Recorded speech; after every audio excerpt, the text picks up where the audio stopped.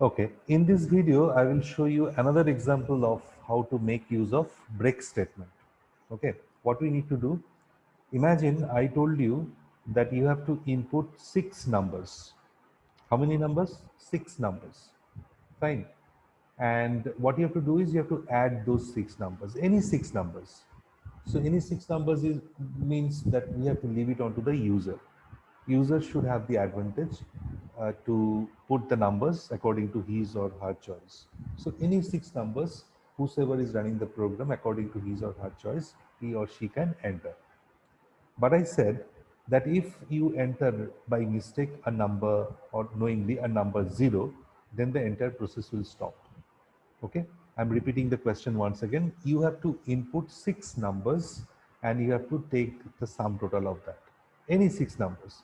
So if I have to input any 6 number, a very simple thing is I will take a for loop which goes 6 times. Okay, we know that whatever we put within the for loop, that's those statements also work those many times. So if I make a for loop go 6 times, whatever statements I will put inside it, that will also go 6 times, right? So I'll just share the screen without further discussing, and I will take you to my uh, screen of Python. So look at this. I have already started writing it for you. I said to sum up any 6 numbers input by the user, right? Any 6 numbers I have to sum up. And 0 stops the input. 0 stops the input mean, for example, there are 6 numbers to be input. Okay, so I'm doing the input within a for loop. I have input 3 numbers. Okay. Fourth time, when my chance came to input, I input the number 0. So what will happen? The entire process will stop. You will not get fifth chance and sixth chance to input 2 more numbers because 0 will stop the input. So the entire thing will stop. How will you stop it in between? Obviously, if you have to stop a loop in between, it has to be stopped by break statement. So this is another example which we'll going to have and where we are going to use break statement. Look at this carefully. At the very beginning, I took sum equal to 0, which I keep on telling you children, sum equal to 0 is required when you are using sum to store the sum total of some numbers. Always do this thing at the very beginning. I told you to input how many numbers? 6 numbers. So you take a loop, say for k in range 1 to 7. If I take 1 to 7, obviously the loop will have the values up to 1 to 6, 1, 2, 3, 4, 5, 6. So 6 times the loop will work, right? Now, here I'm trying to input the numbers from the user. I said input a number, you know, all know how very well how to input a number from the keyboard. So enter a number. This number can be anything, can be a positive number, can be a negative number, but the question says the number cannot be 0. If it is 0, then it will stop. The whole process will stop, right? So I checked here that if n not equal to 0, I believe you remember the not equal to sign. It is exclamation and equal to is called not equal to.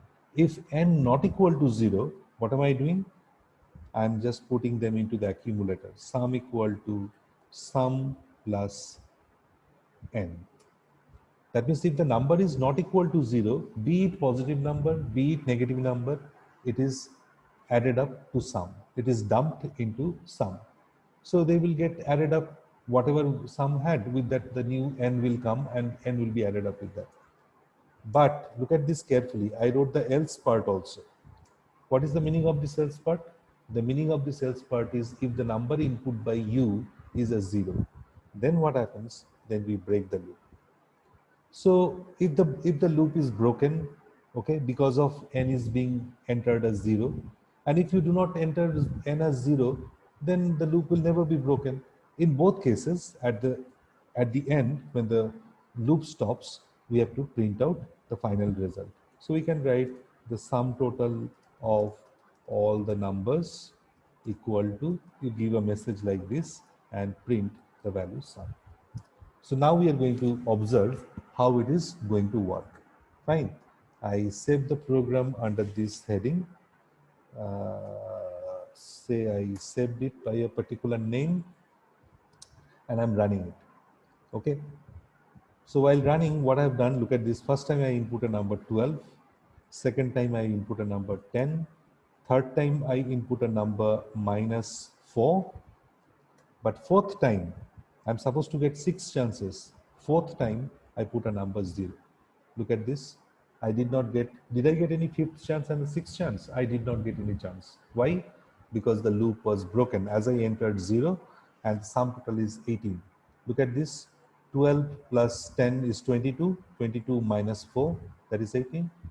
On the other hand, if you run the program and if you never enter 0, then never this else will come, because I said very clearly, when n not equal to 0, then you keep on adding up the numbers.